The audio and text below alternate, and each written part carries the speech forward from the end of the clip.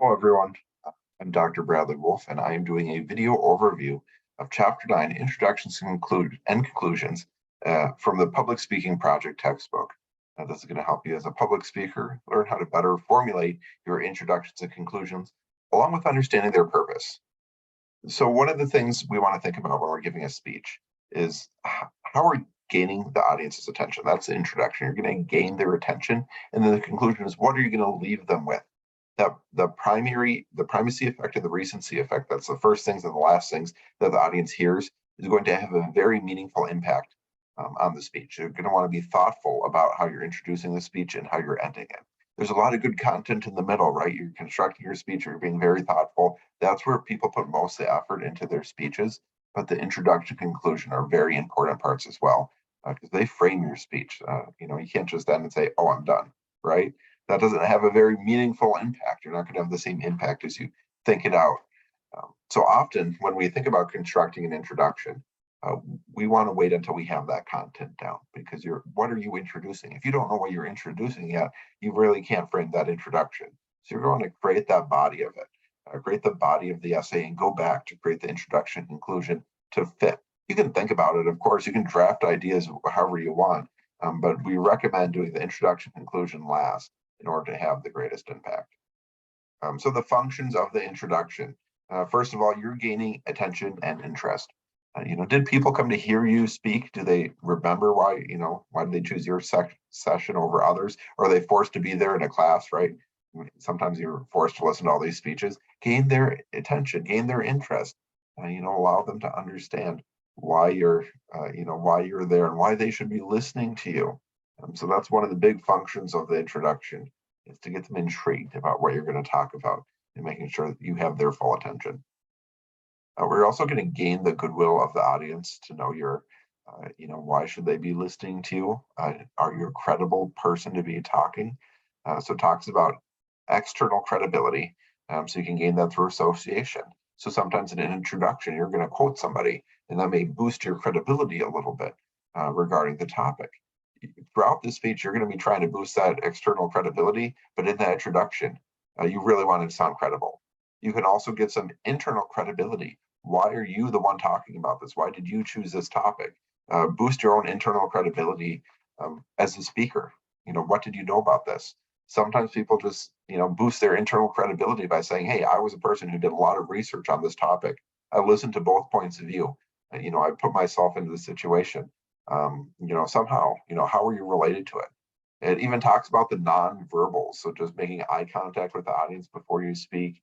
Are you speaking clearly, fluently, confidently? So really thinking about what makes you sound credible.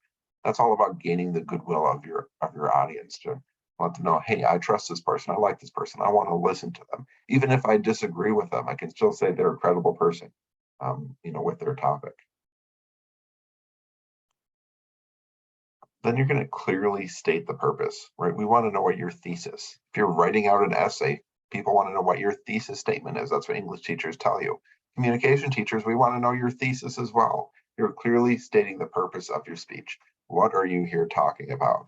It gives an example here in the textbook. The standard problem solution speech should have a thesis statement that clearly states the problem and need for a solution.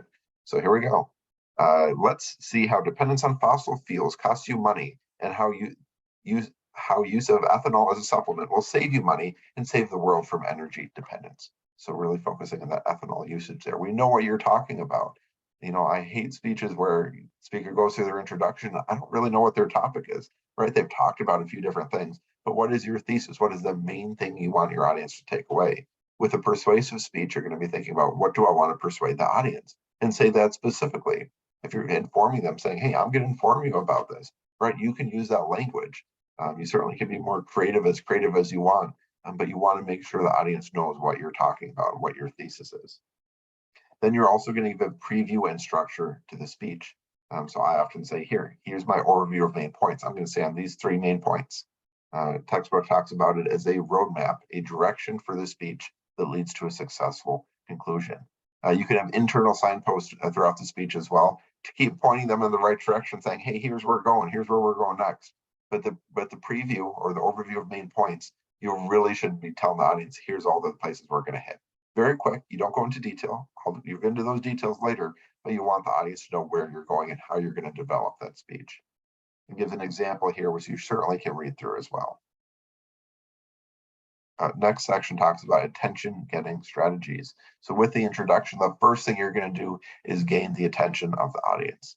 This is one of the biggest mistakes I see students do when they're giving their speeches. They start with their topic, saying, hey, I'm here to talk to you today about staplers, right? Okay, well, okay, might be an interesting attention getter, but again, we want you to get our attention, or as the audience, we want you to get our attention before you go into the thesis, before you establish your topic. Now, your attention getter is going to be related to your topic in some way, but gain my attention first. Get me interested before you just, come out and say what your thesis is or what your topic is. So different ways to get attention is to tell a story. So again, internal credibility, you can tell a story about yourself and how you relate to this topic. So again, these are going to be short stories in the introduction. You don't want them to take up your whole speech, but just a little bit of information to bring us in. So it talks about, in a lot of different cultures, people use stories to communicate shared values, traditions, and knowledge. And so this is a way you can really frame, your speech.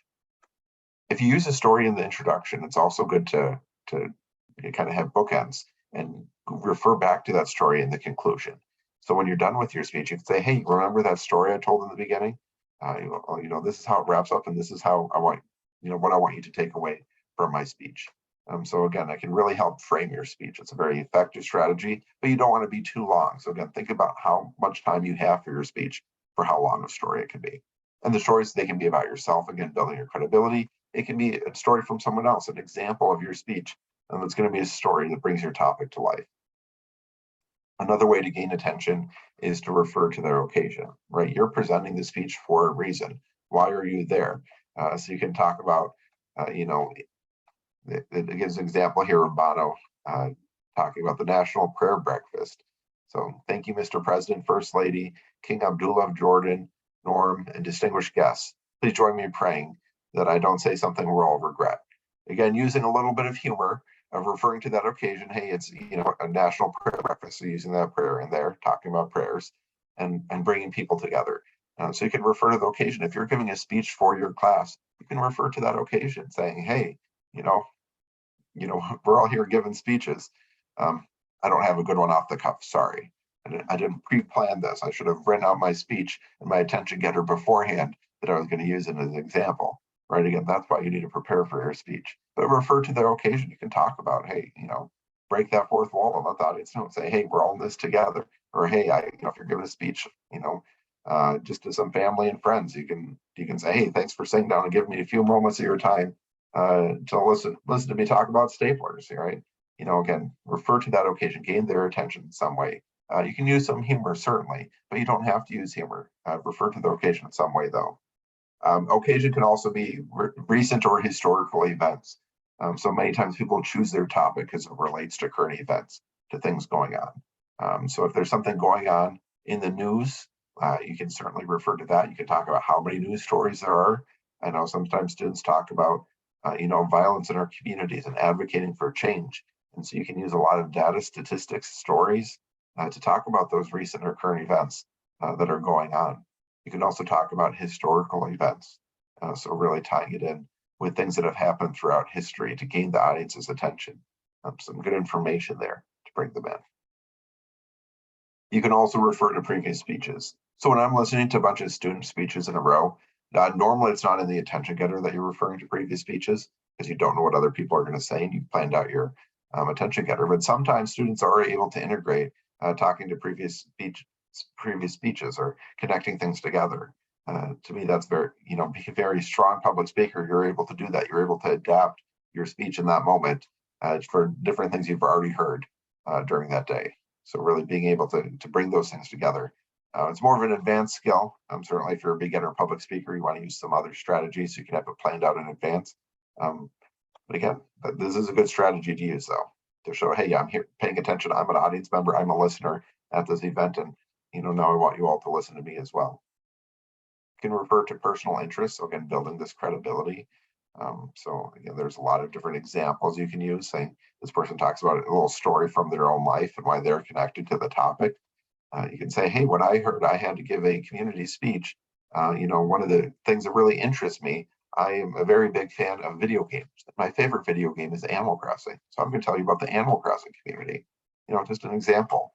So again, referring to your personal interest, you're getting a persuasive speech saying, hey, a few years ago, my friend told me, about the American Foundation for Suicide Prevention. And I didn't even know about them then. And so I've been able to change now for the past, 7 years I've been walking. So whatever it is, again, refer to your personal interest and connection to the topic. And part of that is picking a topic that you care about and have a personal connection to. If you have a choice over your topic, you might as well pick something you're interested in. And if you're already interested in it, bring that up in the introduction, right? I had some students, they give their speech and it's not till like halfway through the speech or later in the speech we even know they have a personal connection, right? That should be in your introduction. You don't have to say everything. You don't have to share your entire connection. You can save some stuff for later. But again, start building your credibility and gaining the interest of the audience. Another example is thing you can do is use startling statistics. So if you have some good data. So according to the Center for Disease Control in the United States, 26.6 million adults have heart disease. This is about 12% of adults, or 3 people in this room. And if you're giving a speech to college students, that's not going to be 3 people in the room likely. And it's going to be older adults. So again, think about who your audience is and frame it appropriately. But again, think about those statistics and how they may fit with your audience and how you can put them in perspective. Sometimes people use, hey, 26.6 million adults. That may be the population of your state or these set of states or whatever it is. So put it in some sort of perspective or context. You can also use an analogy. So analogies compare something your audience knows and understands with something new and different. So there's a lot of analogies going on, and it talks about clear and present danger.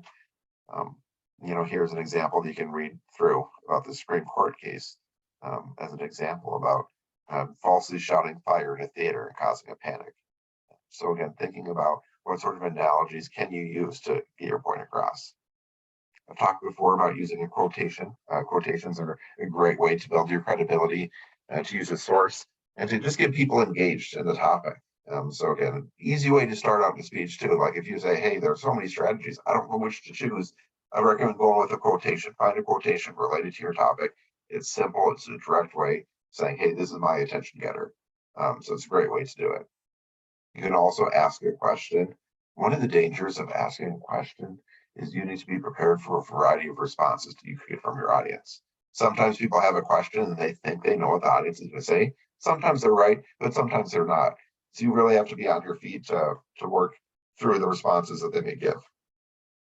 It also talks about rhetorical questions. They're designed to allow you as a speaker to get the audience to think about your topic without actually getting a response. Now, sometimes if you ask a rhetorical question, people might respond anyway, so be prepared for that. But it gets people thinking. It gets people thinking and engaged in your topic. So it gets them, I haven't thought about that. Oh, or trying to understand why they should be engaged, right? Instead of you telling them why they should be engaged, make them think of why they should be engaged in your topic. So it's a great way to get the audience involved. Audience involvement is great, even if you just get people to raise their hand.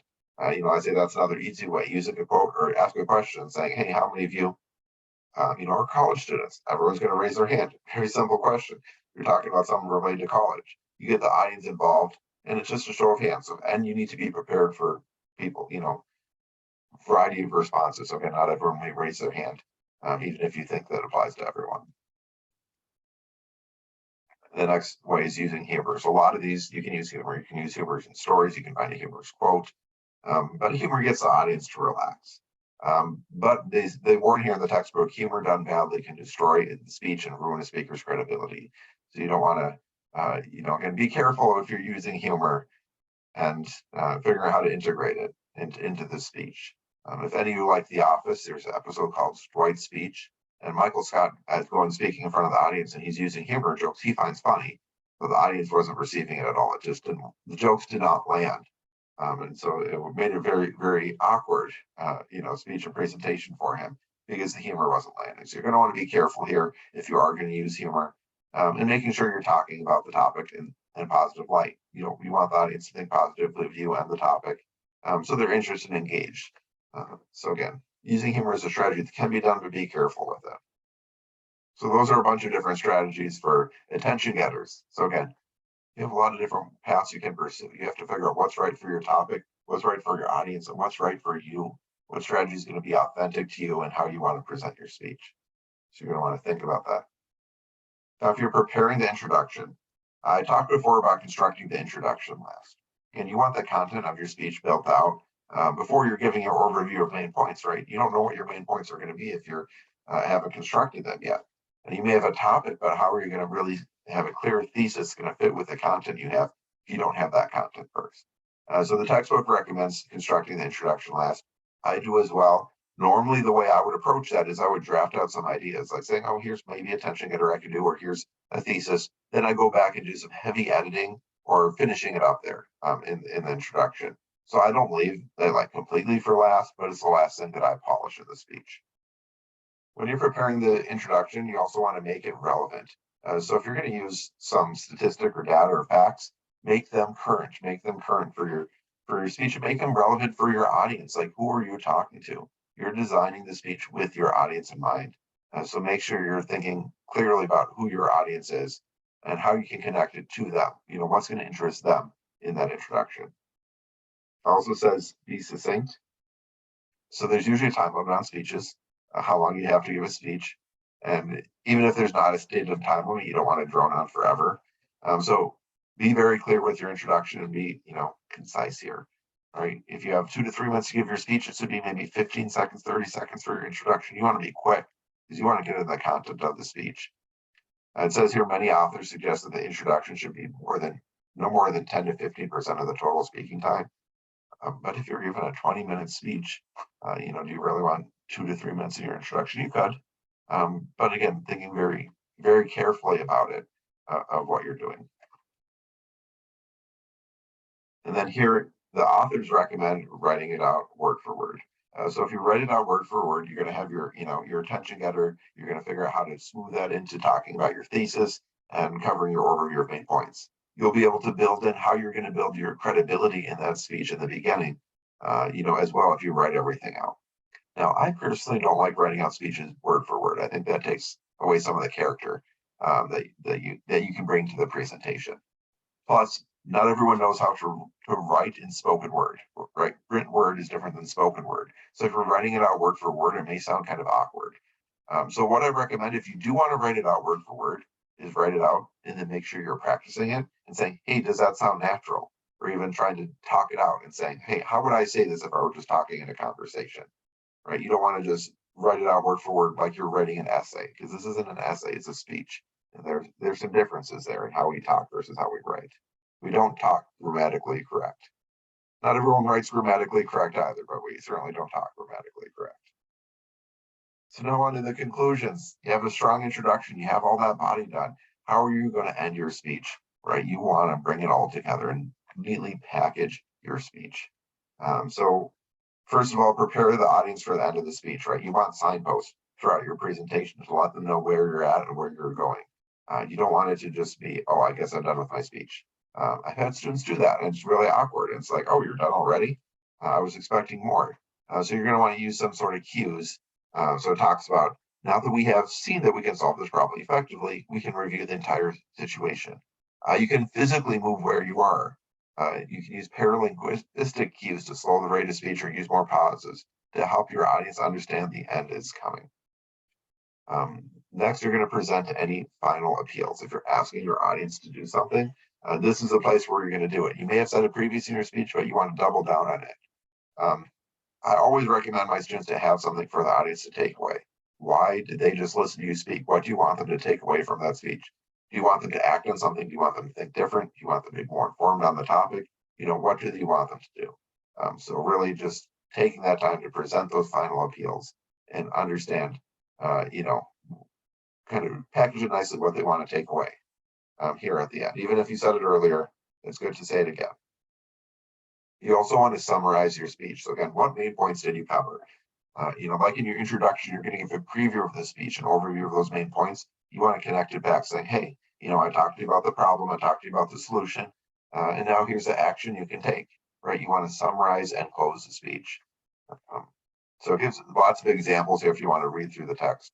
They give examples on a variety of topics. Again, I'm just trying to give some main points here. They also recommend ending with a clincher. So with conclusions, there are some additional forms you can use. There are lots of adaptions, lots of ways you can conclude. Concluded, just like with introduction, they gave like a dozen different ways to do an attention getter. Don't use all of them, right? You pick one attention getter. You don't need a dozen attention getters. Same with the conclusion. Figure out one way to conclude it. How it's going to work well for you. So sometimes I recommend connecting it back to that attention getter. It's an easy way to show it nicely packaged. It wraps up your speech easily. And it brings everything together. So again, you can use humor again to use something as a strategy, but that can be risky. Again, no one's perfect with humor. Even comedians bomb sometimes. So figuring out how to use humor, appropriately can be. But just how are you going to get them to take away something really strong statement to end with, so they can carry with it after the speech. So appeals and challenges as well. So the conclusions, the end of the speech, you want to either appeal them to do something or challenge them to do something, to think about the topic differently. Really, what do you want them to take away? I just generally call them takeaways, but they can be appeals, they can be challenges. There's a variety of ways you can formulate that. Talks a little bit about Martin Luther King's I Have a Dream speech. And so it gives a lot of really good information there on how he did it. He's a very good public speaker, and many of his speeches are used as examples in speech classes. And when you're composing the conclusion, this textbook says write it out. I don't always recommend writing it out. I like it to be more natural, but again, these are the same tips I gave before about really making sure it's in spoken word and hitting those points again. But when you're preparing the conclusion, again, wait till the end of this, wait till you have the body done, right? You don't want to start with the conclusion if you don't even know what you're talking about. You really want the introduction done before the conclusion, because again, you're going to mirror them. You can go back and forth, certainly. It recommends here completing the introduction and conclusion at the same time to make sure the elements work together. So if you adjust the conclusion, you have to go back to adjust the introduction. I like having the introduction done first and then kind of mirroring some of those elements in the conclusion and doing the conclusion after it. Really at the end of the speech. I end with a conclusion when I'm writing, or outlining a speech, maybe ideas for the introduction, go to the body, go back to the introduction, polish that up, polish the body, and then you can have a nice polished conclusion if you have everything else set. But you may need to make adjustments and be prepared for that when you're preparing it. It's highly recommended not to include any new information. You should have said all the things in the conclusion. You're summarizing your speech. You don't want new ideas at the end, because it makes it seem like it's not the end of your speech. Like, oh, this is a new idea. What are they going to say about that? Right? If you want no new ideas, you can just conclude and wrap things up. Even with your appeal, even with your challenge for the audience, you want it to be built on things you've previously said and really integrating them. Hey, I've already said you can go help the environment, and here's my challenge for you at the end. Right? Here's what I actually specific thing I want you to do. Also recommends following the structure. Just being able to follow the structure of the speech. So again, if you use a quotation at the beginning, you can go back to it at the end and create new meaning with it. It says you can use a new quotation to contrast the beginning and the end of the speech. You can use that same question saying, hey, in the introduction, I asked you this question. So what's the answer now? What do you think? Or now you'll think about this more, whatever it may be. But really connecting the introduction and conclusion, especially that attention getter, and adding it again in the conclusion is a very strong strategy. So conclusion, this is the conclusion of the conclusions, right? The conclusion of introductions and conclusions. It gives you some ideas on how to structure and develop introduction and conclusions, talks about their functions, the meaning of them, and there are a variety of different techniques. So again, these are ideas, these are tips. You're your own person. Like if you have a recipe and you have a lot of different ways you can do the recipe, if you're a chef, you can be creative as well and figure out what works for you. Each person's different. We all speak differently. We all have different approaches to these. So find what works for you out of the tips that we're given about introductions and conclusions, and integrate them when you're making your next speech. I hope you found this useful. Again, some people like reading, some people like listening. So I just wanted to talk this through to allow everyone to be on the same page and have equal opportunity to gain much of this information. But again, I didn't give all the same examples, so it's definitely worth a read if you haven't read it already yet. Thank you for listening.